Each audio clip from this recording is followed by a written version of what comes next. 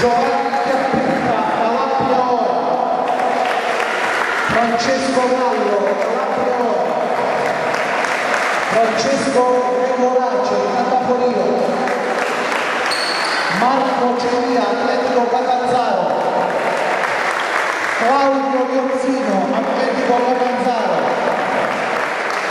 Leonardo Schiavelli, Fabrizio,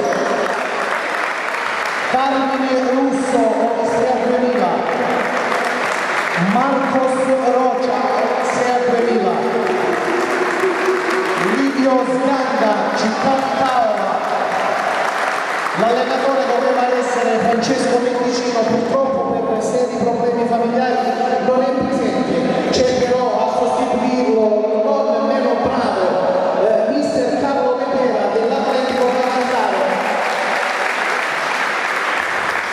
Passiamo alla serie C2 girone A, Roberto Quattruno, Enotria.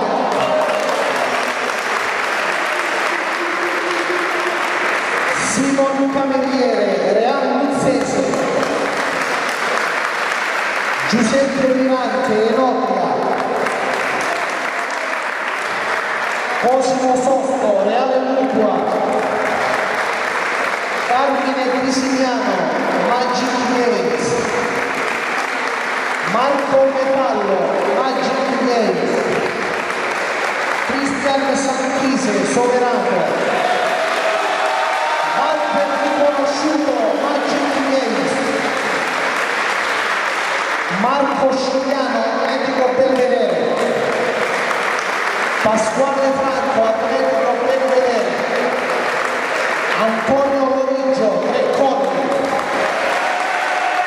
Danilo Mantuano, Xerox. Allenatore Gabriele Abbate.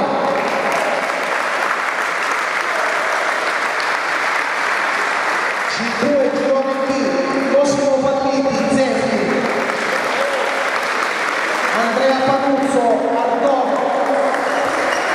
Daniele Briga, Città di Vibo. Lorenzo Malafiore, Cimponi.